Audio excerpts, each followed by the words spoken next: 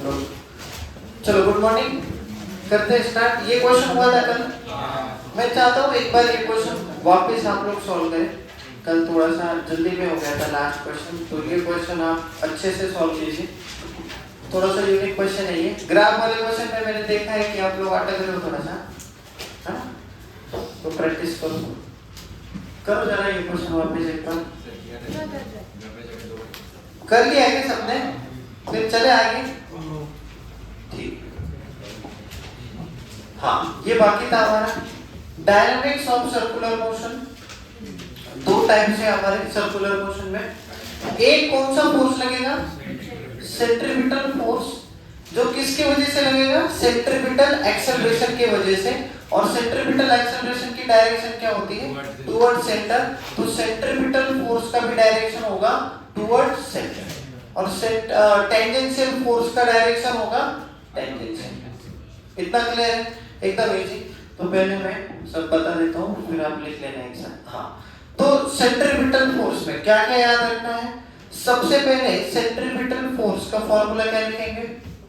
Force is equal to mass into acceleration, बराबर। लेकिन यहाँ पे सेंट्रीपिटल फोर्स है, तो एक्सेलरेशन भी कौन सा होगा? सेंट्रीपिटल। तो यहाँ से आ जाएगा F इनटू M। एक्सेलरेशन कितना होता है? v square bye mv square by r, और जो कि v इक्वल टू कितना होता है? r omega. तो f के दो फॉर्मूले आ जाएंगे, एक आ जाएगा mv स्क्वायर बाय r और एक आ जाएगा mr ओमेगा स्क्वायर। इतना क्लियर है सबको? और एक पार्ट और क्या याद रखेंगे? डायरेक्शन होगी इसकी टुवर्ड्स सेंटर, टुवर्ड्स सेंटर। ऐसे ये होगा v, ये भी होगा v, ये हो जाएगा आपका सेंट्रीपिटल फोर्स। उसी तरह टेंजेंशियल कितना होगा? Force equal to mass into A tangential. तो फोर्स इक्वल टू ये कितना हो जाएगा? मास इनटू ए टेंजेंशियल का formula very good, d mod v by dt। तो f आ जाएगा m इनटू r अल्फा ना, r। तो ये हो जाएगा आपका टेंजेंशियल फोर्स। इसका डायरेक्शन क्या होगा? हमेशा ये डायरेक्शन होगा f। इसका डायरेक्शन क्या होगा? FC टुवर्ड्स सेंटर, ठीक है ना? अब नेट फोर्स कैसी डायग्राम बनेगी? यहाँ पे लग रहा है आपका FC, यहाँ पे लग रहा है आपका FT। तो यहाँ से बीच से जो निकलेगा उसी को हम बोलेंगे F नेट। तो सिंपली आप F नेट का फॉर्मूला लिखोगे under root FC square plus FT square, और ये अगर थीटा है तो tan थीटा आ जाएगा आपका FT बाय FC। हम पहले पढ़ चुके हैं, क्लियर एकदम? अब मुझे ये बताओ, सेंट्रीपिटल फोर्स रियल फोर्स है कि इमेजिनरी फोर्स? इमेजिनरी फोर्स है। रियल में सेंट्रीपिटल फोर्स ऐसी कोई चीज होती ही नहीं, याद रख। सेंट्रीपिटल फोर्स ऐसा कुछ होता ही नहीं है। जितने भी फोर्स टुवर्ड्स सेंटर आ जाते हैं ना, उसको हम क्या बोलते हैं? सेंट्रीपिटल फोर्स बोलते हैं। रियल में नहीं, जैसे ग्रेविटेशनल फोर्स है, रियल फोर्स है ना वो, फ्रिक्शन है, रियल फोर्स है। वैसे सेंट्रीपिटल फोर्स रियल फोर्स नहीं है। मैं प्रूफ करता हूँ आपको, ये हो गया। हाँ, ये देखो मैं यहाँ पे प्रूफ करने जा रहा हूँ। यहाँ पे मैंने क्या बताया कि all forces towards centre is called centripetal force, और सेंट्रीपिटल फोर्स जैसा रियल फोर्स कुछ नहीं होता। मैंने कैसे प्रूव किया देखो, आपको मैं बताता हूँ। जैसे इलेक्ट्रोस्टैटिक फोर्स, आप एटॉमिक स्ट्रक्चर केमिस्ट्री में बोर्स मॉडल में क्या पढ़ते हो? कि z square by r square बराबर mv स्क्वायर बाय r, वहां से शुरुआत होती है। पहले तो mv r बराबर n/2 लिखते हैं ना। तो ये मान कि जैसे यहाँ पॉजिटिव चार्ज है और अपना इलेक्ट्रॉन रिवॉल्व कर रहा है प्रोटॉन के आजू बाजू में सर्कुलर मोशन में। तो यहाँ पे इन दोनों के बीच में कौन सा फोर्स है? इलेक्ट्रोस्टैटिक फोर्स, और उसकी डायरेक्शन क्या है? Toward centre. तो हम यहाँ पे इलेक्ट्रोस्टैटिक फोर्स को ही क्या बोलेंगे? तो देखो यहाँ पे इलेक्ट्रोस्टैटिक फोर्स ही क्या बन गया? Centripetal force. तो अब क्या करेंगे हम? K Q1 Q2 by r square बराबर mv स्क्वायर। तो यहाँ पे इलेक्ट्रोस्टैटिक फोर्स ही क्या बन गया आपका? सेंट्रीपिटल फोर्स, ठीक है ना? फॉर और एक एग्जांपल देता हूँ। जैसे यहाँ पे सन अर्थ, ठीक है, रोटेट कर रहे हैं, दोनों में एक ही फोर्स है, कौन सा? ग्रेविटेशनल। कैसे फोर्स लग रहा है? अट्रैक्ट कर रहे हैं दोनों एक दूसरे को, बराबर। तो लेकिन डायरेक्शन क्या है? Toward centre. तो यही टुवर्ड सेंटर वाला फोर्स, ग्रेविटेशनल फोर्स क्या बन जाएगा? Centripetal force. तो यही ग्रेविटेशनल फोर्स क्या बन गया आपका? Centripetal force. Therefore this is not real force, ये रियल फोर्स नहीं है। जो जो फोर्स सेंटर की तरफ आ जाएंगे उनको हम क्या बोल देंगे? सेंट्रीपिटल फोर्स बोल देंगे। क्लियर है क्या इतना? तो आज से वही रखेंगे। और सेंट्रीपिटल फोर्स आपको क्या करना पड़ेगा आगे क्वेश्चन में? सेंटर की तरफ रिजॉल्व करने पड़ेंगे सारे फोर्स। यह है आपका पहला क्वेश्चन। आपको टेंशन निकालना है तो करेंगे, ये करके दिखाऊं। लोवेस्ट पॉइंट पे उसकी वेलोसिटी v है, तो टेंशन निकालना है। ये बॉल ऐसे घूम रहा है,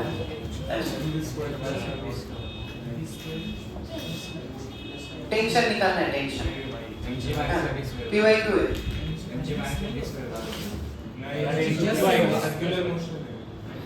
mg लगेगा ना, क्यों नहीं लगेगा? ऊपर लगा, टेंशन भी ऊपर लगेगा, नीचे नहीं लगेगा। mg माइनस mv एपीडी बनाओ, एपीडी क्या बन रही है? इसकी फोर्स क्या क्या लग रही है? mv स्क्वायर mg, ऊपर टेंशन लग रहा है ना? ये देखो mg माइनस mg, ऊपर क्या लग रहा है? टेंशन। नीचे क्या लग रहा है? mg। और सेंटर कहाँ है? बीच में। तो सेंट्रीपिटल फोर्स टुवर्ड्स सेंटर, ये होगा आपका सेंट्रीपिटल फोर्स। तो आप कैसे इक्वेशन लिखोगे? हाँ, net force towards centre P plus FC बराबर mg नहीं करोगे। मैंने क्या सेंटेंस लिखा SM पॉइंट में? Net force towards centre is equal to centripetal force. तो यहाँ नेट फोर्स टुवर्ड्स सेंटर कितना है? T माइनस है। तो आप लिखोगे T माइनस, यही मेरे को सिखाना है, T माइनस mg बराबर T प्लस FC करोगे गलत हो जाएगा, क्योंकि जितने भी फोर्स टुवर्ड सेंटर है उसी को हम क्या बोलते हैं? Centripetal force. तो ये हो जाएगा आपका T माइनस mg, FC क्या हो जाएगा? mv square by r। तो आपका T आ जाएगा mg plus mv square by r। ये py को क्वेश्चन बस खत्म। कॉन्सेप्ट क्लियर है तो ज्यादा नहीं जाएगा। एलएलएम में भी हम ऐसे ही करते थे ना, जब मतलब नॉर्मल एमपीडी बनाते थे। लेकिन वो हम क्या करते थे? एक्सेलरेशन लिखते थे, तो तब तो बच्चों को आदत होती है। लेकिन यहाँ फोर्स है ना, डायरेक्ट FC लिखते हैं, तो बहुत लोग क्या करते हैं?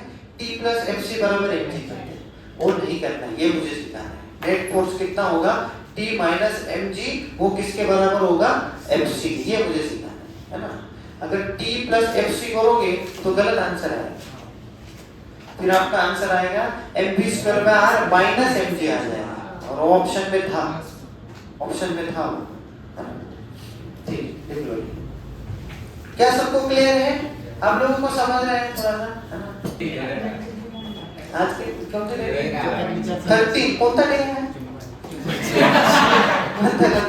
चलो ये करो, ये समझ रहे हो ना? 1 kg 2 kg 3 kg ऐसे 3 ब्लॉक लगे और तुम्हारे ऑप्शन ऐसे घुमा रहे हो क्या? जो करना है वो आपको क्या निकालना है? टेंशन ऑल स्ट्रेन, मतलब T1 T2 T3 निकालना है, अलग अलग निकालना। तो एपीडी ड्रॉ करो आप लोग। क्वेश्चन समझ में आया ना? नहीं, mg तो लगेगा नीचे, लेकिन ये हॉरिजॉन्टल घूम रहे हैं ना, तो हमारे काम का कौन सा फोर्स है? हॉरिजॉन्टल फोर्स हमारे काम की चीज है।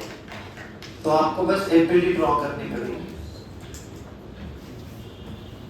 हो जाएगा कि करके बताओ? हो जाएगा ना? गुड,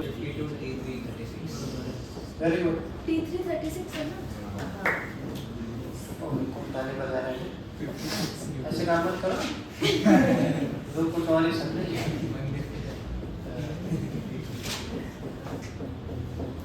T2 52 देखो ऐसे एपीडी ड्रॉ कर की के सबने देख लो एक बार। T2 पीछे लगेगा, T3 T1 केला ना बजे के ठीक है, समझ रहे हैं ना। और 3 kg पे क्या एफपीडी बनेगी, T इधर, और सिर्फ FC लगेगा इस साइड, कितना लगेगा, M R ओमेगा स्क्वायर। अच्छा कितना आ रहा है ये 36। अब इक्वेशन बैलेंस करने हैं। ये इक्वेशन कैसे लिखोगे, net force toward centre is equal to centripetal force, मतलब T1 minus T2 is equal to 4। ये हो गया इक्वेशन नंबर 1। फिर इधर कितना होगा, T2 minus T3 is equal to 16। Very good, ये हो गया सेकंड।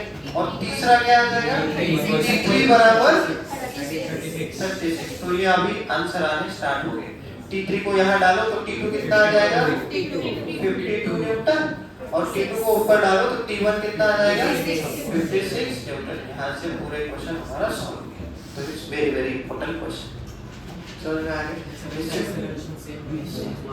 यस। तो क्वेश्चन का अप्रोच क्या होगा, सबसे पहले सेंटर ढूंढो।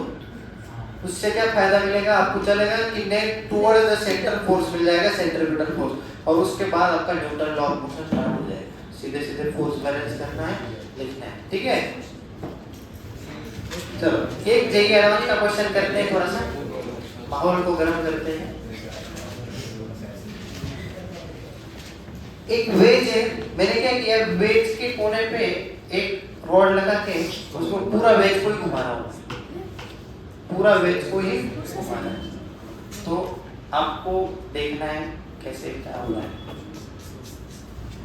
Calculate omega such that block rest at point, मतलब अभी देखो अगर मैं इसको रेस्ट पे रखूंगा, ओके, तो ये ब्लॉक नीचे गिर जाएगा, वेज है क्योंकि बराबर tan थीटा बराबर म्यू होता है ना, वो स्लोप पे गिर जाएगा। लेकिन मुझे इसको गिरने नहीं देना है, तो मैं क्या करूंगा, ऐसे घुमाना कि वो उधर ही जाए। हाँ, तो जोर जोर से घुमाऊंगा ताकि वो गिरे ना। तो किस ओमेगा से मुझे इसको घुमाना पड़ेगा ताकि ये ना गिरे। तो वो नहीं, वो आप मैं को पूरा मजा निकल जाएगा क्वेश्चन। यही मैं थिंकिंग आपकी डेवलप करना चाहता हूँ कि आप नए क्वेश्चन देख के सोच पाओ। ठीक है, तो देखो हमने एनएलएम के रिवीजन में भी ऐसा एक क्वेश्चन किया था, याद है आपको, कि किस एक्सेलरेशन से इसको आगे लेके जाना पड़ेगा ताकि ये रुके, तो जी tan थीटा। समझ रहे हो ना। अब देखो नॉर्मल लगेगा, सिंपल ऐसा है ना, एक नीचे क्या लगेगा, mg, वेरी गुड, बराबर।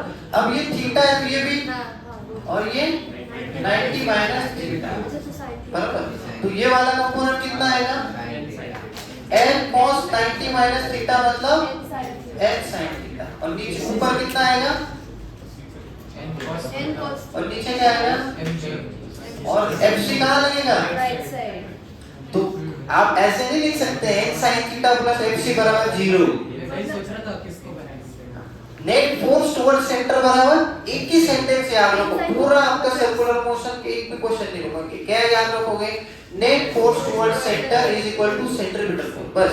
अब देखो n sin थीटा किसको बैलेंस कर रहा है यहाँ पे, fc, लेकिन r कौन सा, सर वो ट्रिग्नोमेट्री सर, ये r होता है, याद रखना, ये आपका r होता है। ब्लॉक से जिस एक्सिस से आप घुमा रहे हो वो r होता है, समझ रहे हो ना। तो ये r है ना कि ये r, समझ रहे हो ना। तो कितना आ जाएगा, m r ओमेगा स्क्वायर, और n cos थीटा किसको बैलेंस करेंगे, mg। Very good. फिर दोनों को क्या कर दो आप, डिवाइड, तो sin by cos tan theta is equal to r omega square by g। तो यहाँ से आपका ओमेगा आ जाएगा under root g tan theta by r। लेकिन r तो इक्वेशन में है नहीं, हमने लिया है ना r, तो कैसी इक्वेशन लगाएंगे, tan theta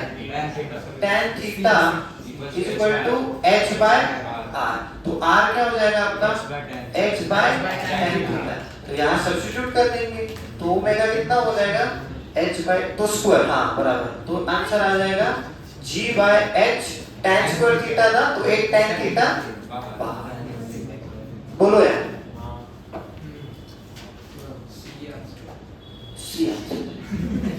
very good, IIT Bombay.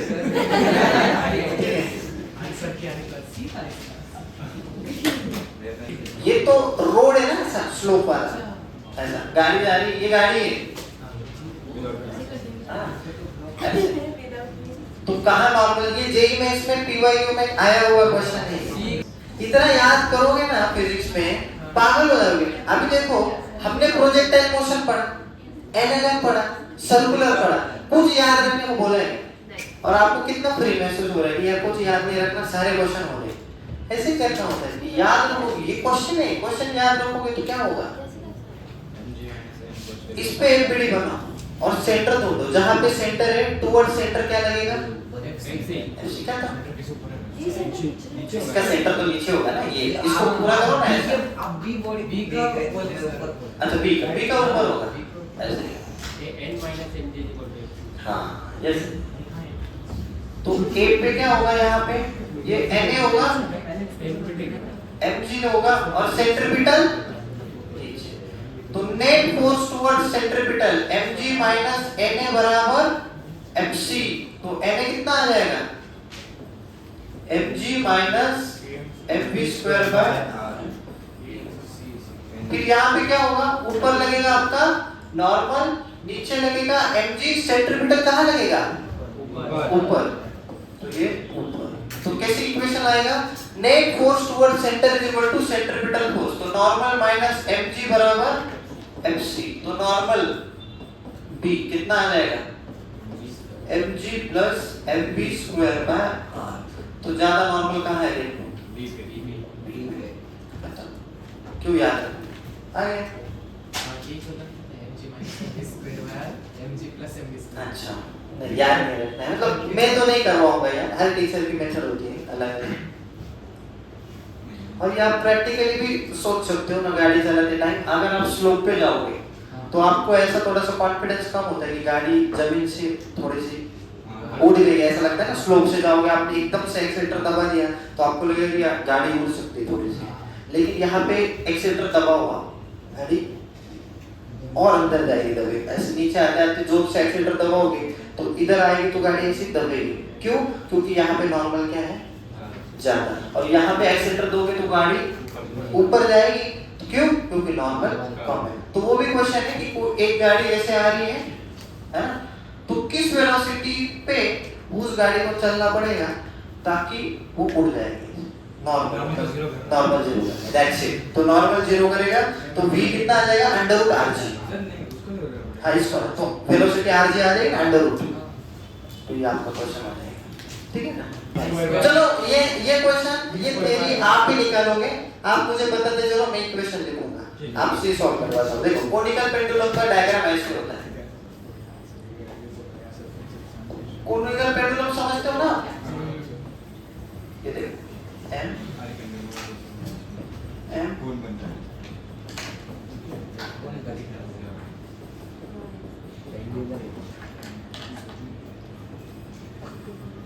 चलो बता क्या क्या फोर्स लगेंगे पहले बताओ। कोनिकल पेंडुलम समझता है ना, सिंपल पेंडुलम ऐसे होता है और कोनिकल वाला ऐसे होता है। तो ये सर्कुलर मोशन कर रहा है, याद रखना, समझ रहे हो ना, ऐसे ऐसे घूम रहा है, सर्कुलर मोशन कर रहा है, बराबर। तो बैलेंस करो, कौन से फोर्स नजर आ रहे हैं आपको, एक टेंशन, वेरी गुड, यहाँ पे देखो टेंशन, कोई दिक्कत नहीं। नीचे mg, इसका सेंटर ढूंढो, बीच में है ना, तो fc कहाँ लगेगा, बीच में। तो अभी किसको रिजॉल्व करोगे, टेंशन को कैसे करोगे, ये थीटा है तो ये अल्टरनेट एंगल, तो ऊपर कौन सा component, t cos theta, very good. यहाँ पे कौन सा है, अब बताओ इक्वेशन कैसे लिखूंगा, t sin थीटा बराबर, very good, t sin theta बराबर fc। fc को क्या लिखोगे, v square by r। r कौन सा होता है, ये r होगा, समझ रहे हो ना, ये l, ये l है, ठीक है, mv स्क्वायर बाय r। और t cos थीटा बराबर, आप क्या करोगे, करो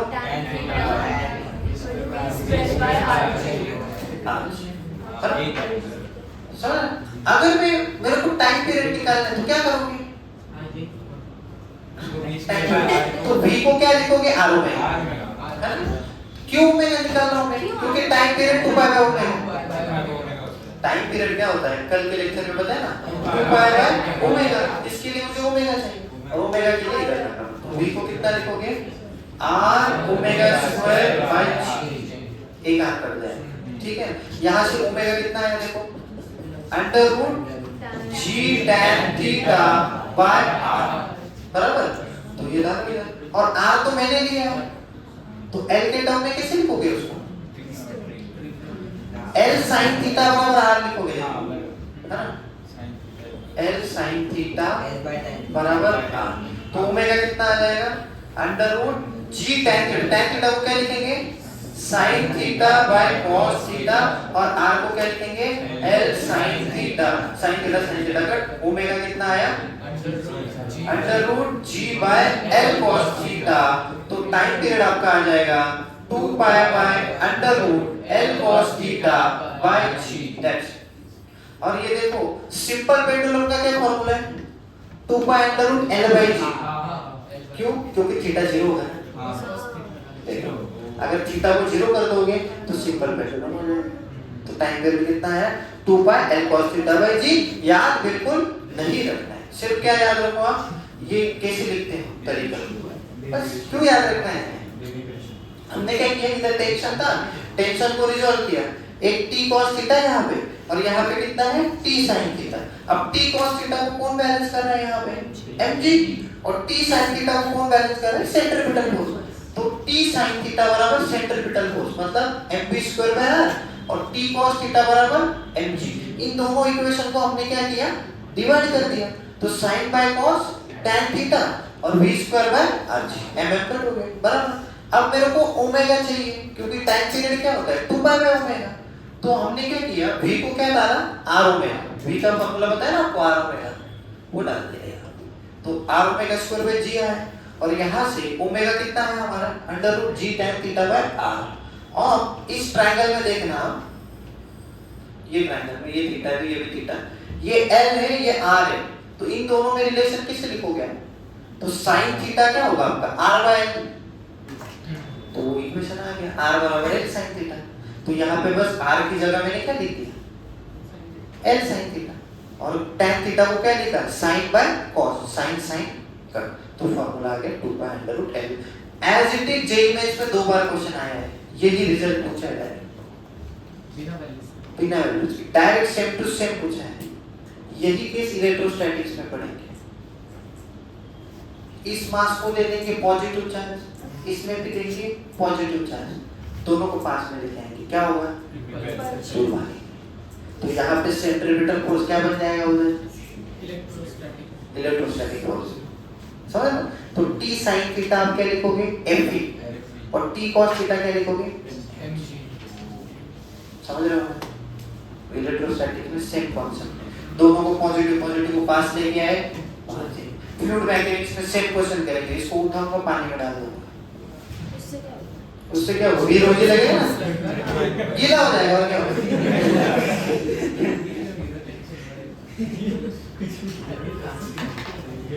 ठीक है, तो ये भी आप ही लोग करोगे, देखा है ये सब नहीं है, तभी तो प्रैक्टिकली रिलेट कर पाओगे, उनका कुआं देखा है आपने, नहीं देखा है, अरे वो ऐसे डेथ वेल होता है उसमें से गाड़ी घुमाते हैं ना वो जोर स्पीड से, तो क्या बोलते हैं उसको, ये देखो थोड़ा सा डायग्राम बनाने की कोशिश करते हैं,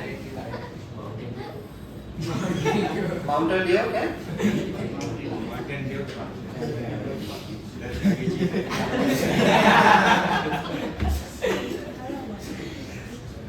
चलो आ जाओ इधर, ये मान लो ये गाड़ी ऐसे ऐसे आप घूम रहे हो, यहाँ पे गाड़ी है बराबर, तो आप मुझे बताओ क्या क्या फोर्स लगेगा, नॉर्मली बताओ, एक नॉर्मल लगेगा ऐसे बराबर, एक एफसी लगेगा, एक लगेगा नीचे एमजी, और ऊपर क्या है फ्रिक्शन देना पड़ेगा, अगर फ्रिक्शन नहीं देंगे तो गाड़ी वाला एमजी से नीचे गिर जाएगा, इसलिए आप देखो वो लकड़ी का बना होता है क्योंकि फ्रिक्शन चाहिए, उधर मार्बल का बना हुआ, मार्बल हाँ, तो ऊपर क्या चाहिए, आप मुझे बताओ नॉर्मल को कौन बैलेंस करेगा, FC बैलेंस करेगा। नॉर्मल बराबर है FC, है ना?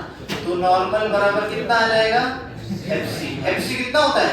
mv²/r। Very good, mv²/r। ये मान लो अब रेडियस r है, पहला इक्वेशन। दूसरा इक्वेशन क्या लिखोगे? मुझे ये बताओ, अगर वो गिरे ना तो फ्रिक्शन ज्यादा चाहिए mg से कि कम चाहिए? ज्यादा चाहिए ताकि गिरे ना। मिनिमम निकाल रहे हैं, मिनिमम कितनी स्पीड रखे उसकी कि वो गिरना नहीं चाहिए, उसके लिए फ्रिक्शन क्या होना चाहिए? ज्यादा होना चाहिए, है ना? इक्वल भी करोगे तो भी चलेगा। फ्रिक्शन बराबर कितना हो जाएगा? ये दूसरा इक्वेशन। अब फ्रिक्शन क्या होता है? Mu into N. क्या बात है, देखो फ्रिक्शन क्या हो जाएगा? Mu into N. तो आप लिखोगे mu N is equal to mg, और नॉर्मल को क्या लिखेंगे? Mu mv²/r is equal to mg mm cut r उधर भेजोगे तो v² कितना आया? rg/μ, और ये फार्मूला आपसे रटवाया है rg/μ, ठीक है? rg/μ। तो इतनी स्पीड आपको रखनी पड़ेगी गाड़ी की ताकि वो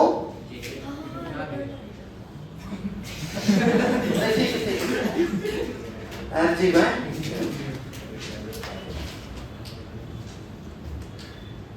क्लियर है?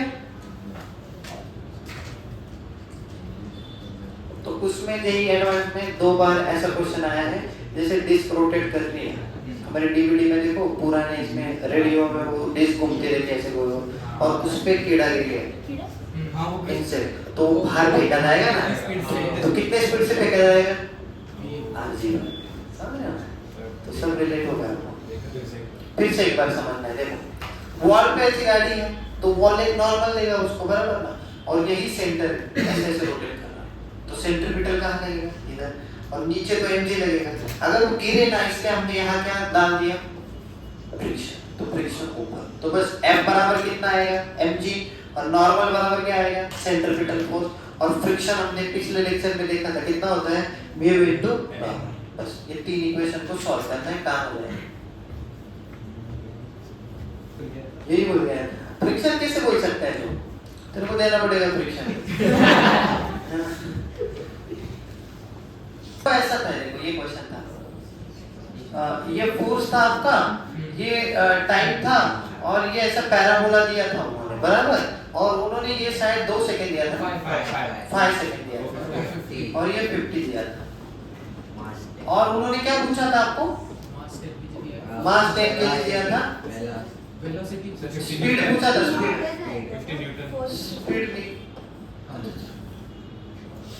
स्पीड पूछा था आपको। तो आप क्या करोगे ऐसे क्वेश्चन में? तो आपको पता है ये पैराबोला का ग्राफ है, पैराबोला मतलब y x² का ग्राफ है, ओरिजिन से जा रहा है, बराबर। ये एडवांस का क्वेश्चन है, प्रॉपर जे एडवांस में आया हुआ क्वेश्चन है। तो हम लोग क्या करते हैं ऐसे क्वेश्चन में, आप ग्राफ कैसे लिखोगे इसका? f kt² लिखोगे ना आप इसको, y x² होता है, उसी तरह f k। दूसरे टाइप का है ना पैराबोला, नहीं, थर्ड टाइप है ना। ऐसे क्यों याद रखते हो? थर्ड टाइप से कहते हैं पैराबोला, पैराबोला होता है, कौन सा टाइप ऐसे क्यों याद रखते हैं? अरे उसका क्या फायदा, मतलब अरे ये पैराबोला क्या होता है भाई? y x² होता है ना ये, तो इसका b और c 0 होता है, y पता है वो पता है। y ax² plus bx plus c, ऐसा होता है ना, ये तो बेसिक मैथ्स में भी पढ़ते हैं हम। अगर a पॉजिटिव हुआ तो हंसता हुआ पैराबोला, मतलब ऐसे, a लेस देन 0 हुआ रोता हुआ, बराबर। a 0 हो गया तो स्ट्रेट लाइन, a 0 हुआ तो स्ट्रेट लाइन, और c 0 हुआ तो ओरिजिन, हो गया पैराबोला। और ये ठीक है, तो ये देखो कौन सा केस है, तो ये कौन सा केस है? देखो ओरिजिन वाला है, तो ये कितना हो जाएगा? y kt², बराबर। अब देखो फोर्स कितना है तुम्हारे पास? 50 इनटू k, और t² कितना है? 20। यहाँ से k कितना है? 2। तो आपके पास इक्वेशन आया f = 2t², बराबर। अब आपको एक्सेलरेशन निकालना है, क्यों? क्योंकि आपको फाइनली कहाँ जाना है? स्पीड तक जाना है। तो एक्सेलरेशन क्या आएगा? फोर्स अपॉन मास, तो ये कितना हो जाएगा? 10 kg से डिवाइड मारो, तो कितना हो जाएगा? t² / 5। और एक्सेलरेशन को क्या लिखोगे? खत्म, dt को उधर भेजो तो dv कितना आ जाएगा t square by 5 into dt, integrate मारो दोनों साइड तो कितना हो जाएगा v बराबर t क्यूब बाय 15 आ जाएगा। t को क्या 5 डालना है 5 से क्या तो 5 डालो 125 बाय 15 8.33 अभी जे एडवांस में पॉइंट में भी आंसर आ सकते हैं ना, इंटीजर टाइप जैसा कुछ नहीं होता है। अभी तो 1,80,000.6 ऐसे भी टाइप करना पड़ेगा, 3,425.6 ऐसे भी आंसर आते हैं। तो ये देखो 8.33 लेकिन 2 डेसिमल तक आपको लिखना पड़ेगा। अभी इसका आंसर क्या लिखोगे आप 8.33। ठीक है, चलो मिलते हैं कल के लेक्चर में, प्रैक्टिस करते रहो। चलो थैंक यू, बाय।